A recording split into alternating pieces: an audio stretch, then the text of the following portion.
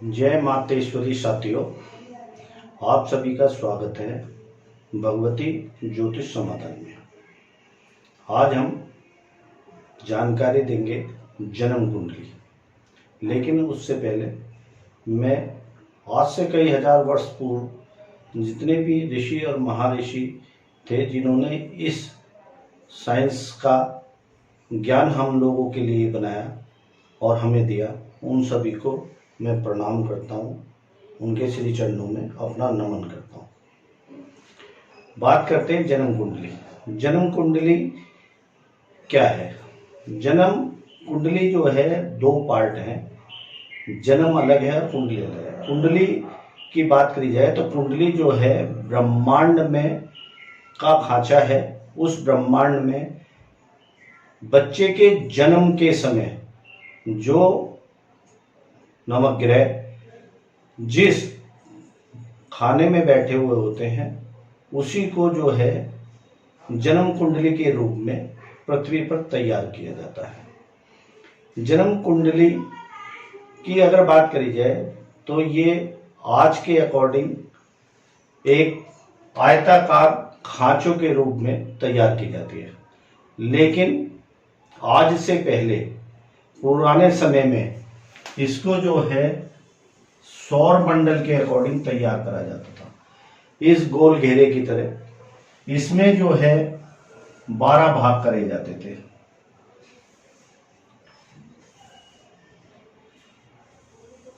लेकिन ये पद्धति धीरे धीरे जो है खत्म होती चली गई और आज जो है जन्म कुंडली को इस रूप में बनाया जाता है। जन्म कुंडली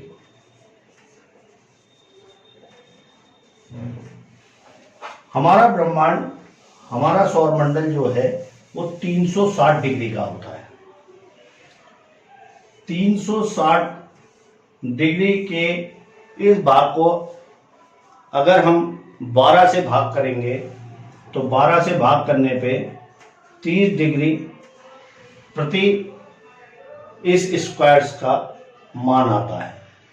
यानी कि हर खाने का जो अंश है वो 30 डिग्री है। 30 डिग्री एक खाने का 1 2 3 4 5 6 7 8 9 10 11 12 इनको जो है भाव कहते हैं। बहुत से लोग इनको घर भी कहते हैं। अब इसमें 12 घर हैं। 1 2 3 4 5 6 7 8 9 10 11 12 12 घरों को अगर जो है 30 से मल्टीप्लाई करते हैं तो यही 360 आता है। और ये 360 जो है हमारे सौर मंडल का चक्र का जो है परिधि है। लेकिन गोल रूप में ना लेके आज कुंडली को इस तरीके से बनाया जाता है। इस कुंडली को सेम उसी 12 भागों में बांटा गया है। जब बच्चे का जन्म होता है तो उस जन्म के समय जो ग्रह जिस नक्षत्र में सौर मंडल में होते हैं उसी सौर मंडल के नक्षत्रों और ग्रहों को इस पर जो है उतारा जाता है और जन्म कुंडली बन जाती है। इस जन्म कुंडली के व्याप पे ही उस बच्चे का भूतकाल, वर्तमान और भविष्य तय होता है। जन्म कुंडली हमारे पूर्व जन्मों के कर्मों के अकॉर्डिंग काम करती है। जैसे हमने पूर्व में कर्म करे होंगे उसी हिसाब से हमारे ग्रह नक्षत्र या हमारा वो समय ऊपर वाला तय करता है। इसके बारे में और जानकारी बाद में देंगे। फिलहाल हम इन 12 भावों के बारे में बात कर लेते हैं। ये जो पहला भाव है,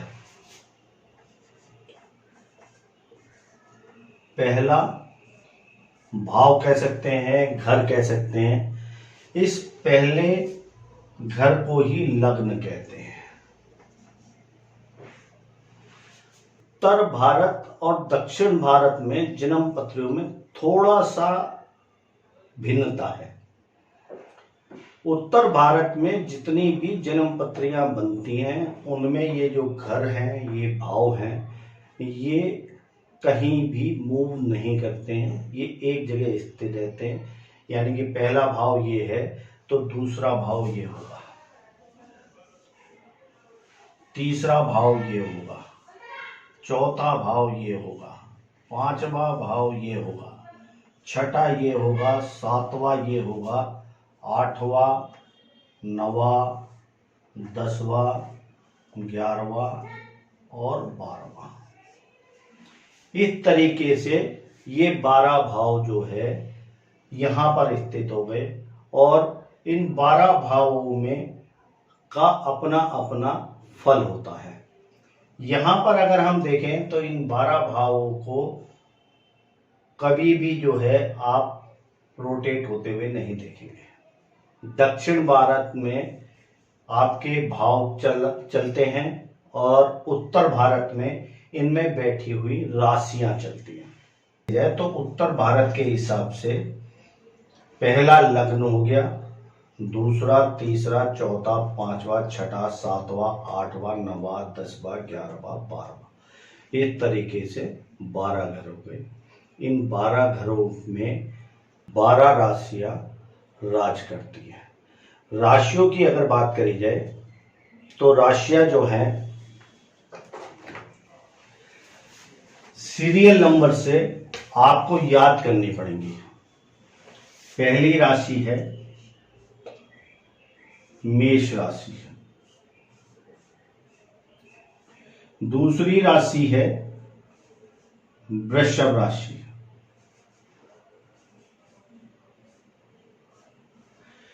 तीसरी राशि है आपकी मिथुन राशि,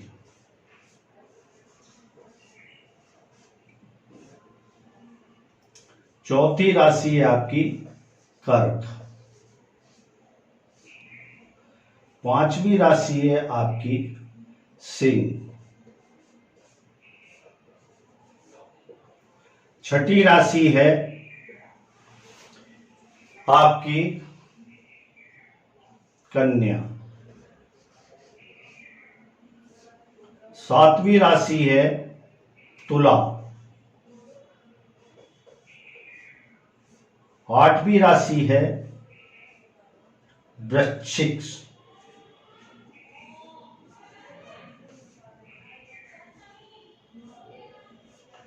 नौवीं राशि है आपकी धनु, 10वीं राशि है आपकी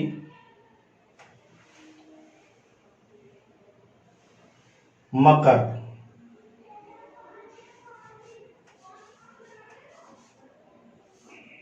11वीं राशि है कुंभ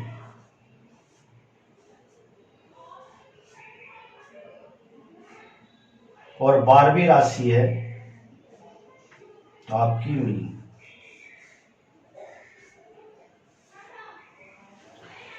ये जो राशि मैंने आपको लिख के दिखाई है, मेष, वृषभ, मिथुन, कर्क, सिंह, कन्या, तुला, वृश्चिक, धनु, मकर, कुंभ और मीन, इनके नंबर हैं 1, 2, 3, 4, 5, 6, 7, 8, 9, 10, 11, 12। अगर आपने अपनी जन्म कुंडली देखी होगी तो उस जन्म कुंडली के अंतर्गत आपको इन खानों में जो नंबर दिखते हैं, आपने अगर अपनी जन्म कुंडली देखी होगी तो उस जन्म कुंडली के अंतर्गत ये जो खाने बने हुए हैं, इन खानों में जो नंबर हैं वो जो है इन राशियों के नंबर हैं। इन राशियों के नंबर से ही हम यह पता कर पाते हैं कि यह खाना या इस खाने का मालिक कौन है। इससे जो है यह जानकारी मिल जाती है कि अगर माना ये पहले घर में आपका 4 लिखा है तो यह 4 नंबर यहां से देखिए कर्क है, यानी कि ये कर्क लगन की कुंडली है। अगर यहीं पर जो है 4 की जगह 10 लिखा हो मिले, तो यहां से देखिए 10 नंबर, तो ये मकर लगन की कुंडली है। यहां पर कोई भी नंबर हो सकता है, जो भी नंबर हो, इन राशियों के नंबर के हिसाब से आपको पता होना चाहिए कि मेरी जो है राशि कौन से लग्न की है, क्योंकि उत्तर भारत में लग्न के हिसाब से ही जन्म कुंडलियां बनती हैं और लग्न के हिसाब से ही बच्चे के वर्तमान, भविष्य और भूतकाल की जानकारी दी जाती है। इन सब खानों को मैं एक बार खाली कर देता हूं, फिर आपको समझाता हूं।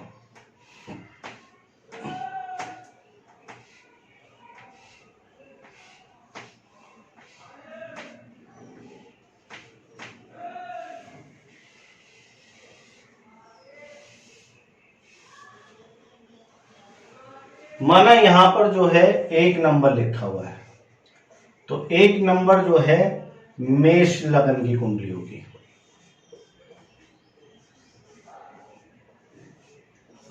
यहां पर उसी हिसाब से 2 आ जाएगा, यहां 3 आ जाएगा, यहां 4 आ जाएगा, यहां 5 आ जाएगा, यहां 6 आ जाएगा, यहां 7 आ जाएगा, यहां 8 आ जाएगा, यहां 9 आ जाएगा, यहां 10 आ जाएगा, यहां 11 आ जाएगा और यहां पर 12 आ जाएगा। यानी कि इस चीज से हम यह पता कर सकते हैं कि पहला घर का मालिक जो है वो मेष लग्न है, मेष है। अगर दूसरे घर की बात करी जाए तो दूसरे घर के मालिक वृषभ है, तीसरे घर की बात करी जाए तो मिथुन है, चौथे घर की बात करी जाए तो कर्क है, 5वें नंबर की बात करी जाए तो सिंह राशि है, 6ठे नंबर की कन्या हो गई, 7वें नंबर की तुला हो गई, 8वें नंबर की वृश्चिक हो गई, 9वें नंबर की धनु हो गई, 10वें नंबर की आपकी मकर हो गई, 11 नंबर की कुंभ हो गई और 12 नंबर की मीन हो गई। यानी कि ये एक कॉलोनी है और इस कॉलोनी में जो है ये मकान बने हुए हैं। इन मकानों के मालिक जो है डिसाइड करने थे, इन सब ने अपने अपने घर की रजिस्ट्री करा ली है। जो मेष लग्न की कुंडली बनेगी उसमें जो है पहला घर जो लग्न है वो मेष को ही मिलेगा। उसके बाद anti clockwise 2 number, 3 number, 4 number, 5 number, 6 number, 7 number, 8 number, 9 number, 10 number, 11 और 12, इस तरीके से सबको ये मकान दे दिए गए। यहीं पर अगर बात करी जाए कि यहां पर अगर 1 नहीं होगा तो यहां पर आपका, एक बार मैं फिर से जो है इसे खाली करने के बाद आपको दूसरी राशि से समझाने की कोशिश करता हूं। मान लीजिए यहां पर जो है 2 नंबर लिखा हुआ है, तो 2 नंबर लिखते ही आपको पता चल जाना चाहिए कि ये अब जो है मेष लगन की नहीं रहा, ये मेष लगन की कुंडली नहीं रहे, अब ये वृषभ लगन की कुंडली हो गई। जैसे आप 2 नंबर देखें तो आप समझ जाइए वृष लगन की कुंडली है और इस वृष लगन में पहला घर जो है वृषभ को दे दिया गया है। यहां पर तीसरा हो गया, चौथा हो गया, 5वां हो गया, 6ठा हो गया, 7वां हो गया, 8वां हो गया, 9 हो गया, 10 हो गया, 11 हो गया, 12 हो गया और यहां फिर 1 आएगा। इन सब चीजों को देखते हुए आप ये देखिए कि नंबर उसी तरीके से एंटी क्लॉकवाइज बढ़ रहे हैं, लेकिन जो है जहां 12 आ रहा था वहां अब 1 आ गया है, क्योंकि 12 राशि के बाद एक ही राशि आएगी, पहले नंबर की राशि। तो यहां पर जो है अब मकान के मालिक बदल गए हैं, यानी कि इस वृषभ लगन की कुंडली में सबको घर अपने अपने हिसाब से डिवाइडेशन करके दे दिए गए हैं। अब ये इन घरों के मालिक हैं। इस तरीके से हम किसी भी लग्न कुंडली के बारे में और उनके घरों के बारे में जान सकते हैं। मेरी बात पर ध्यान दीजिएगा, ये जो घर हैं ये घर फिक्स हैं, इनमें जो है जो राशि हैं वो चलायमान होती है। यहाँ पर कुंडली पहले घर से ही स्टार्ट होती है और पहले घर में जो भी राशि का नंबर लिखा हुआ होता है वह उसी राशि की लग्न कुंडली होती है। इसको मैं बार बार इसलिए आपको बता रहा हूँ कि यहाँ पर जो है थोड़ा सा कन्फ्यूजन इसी चीज़ का हो सकता है कि कभी यहाँ पर 1 नंबर लिखा जाता है या कहीं 4 नंबर देखा जाता है, कहीं 5 नंबर देखा जाता है। तो ये सब है क्या? ये सिर्फ और सिर्फ इन राशियों का मालिकाना हक है उस कुंडली में। एक बार मैं फिर से जो है आपको एक लग्न कुंडली के बारे में और जानकारी दे देता हूँ, जिससे आप और अच्छी तरीके से समझ पाएंगे। मान लीजिए यहाँ पर जो है 7 नंबर लिखा हुआ है, तो पहला घर 7 नंबर यानी कि तुला लग्न हो गया।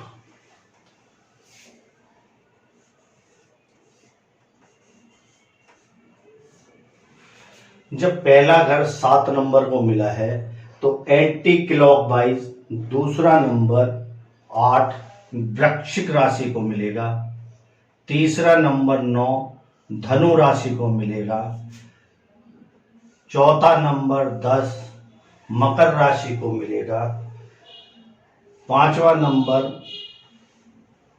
11 कुंभ राशि को मिलेगा, 12 यानी कि छठा नंबर घर आपका मीन राशि को मिलेगा, 7वां घर मेष राशि को मिलेगा, नंबर 1 राशि को।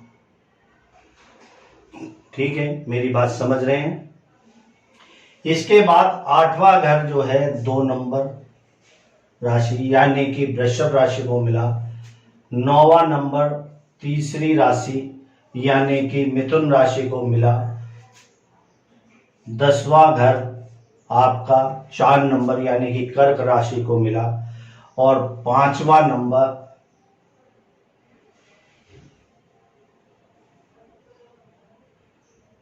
और 11वां नंबर घर आपका सिंह राशि को मिला और 12वां नंबर घर आपका कन्या राशि को मिला। यहां पर इसी तरीके से एंटी क्लॉकवाइज सारे घरों पर नंबर डाले जाएंगे, लेकिन स्टार्टिंग हमें जिस नंबर से हमने पहले घर में डाली है उससे अगला नंबर डालते हुए 12 नंबर तक और 12 के बाद फिर 1 2 3 4 इस तरीके से यह जन्म कुंडली हमारी बन के तैयार होती है। लेकिन अभी इसमें बहुत सारी चीजें हैं जो कि आपको जानना बहुत जरूरी है। मैं सिर्फ आपको यहाँ पर यह बताने की कोशिश कर रहा हूँ कि आप आज की पहली क्लास में जो मैंने आपको यह राशि समझाई है, इन राशियों को इन्हीं नंबरों के हिसाब से नोट कर लें और इन्हें याद कर लें, क्योंकि यह नंबर ही हमें किसी भी कुंडली को देखने में मदद करते हैं। इसी से हम जानकारी ले सकते हैं कि व्यक्ति का जन्म किस लग्न में हुआ है। आज हम अपनी क्लास को यहीं पर विराम देते हैं और आशा करते हैं आपको मेरी यह क्लास अच्छी लगी होगी। अगर आपको मेरी यह क्लास अच्छी लगी है तो आप मेरे चैनल को लाइक कीजिए, सब्सक्राइब कीजिए। और यदि आपको किसी भी तरीके की कोई भी बात समझ में नहीं आई है और आप उसकी जानकारी लेना चाहते हैं तो आप कमेंट बॉक्स में अपने प्रश्न को लिख कर डाल सकते हैं, मैं उसका उत्तर आपको अवश्य दूंगा। धन्यवाद। जय मातेश्वरी।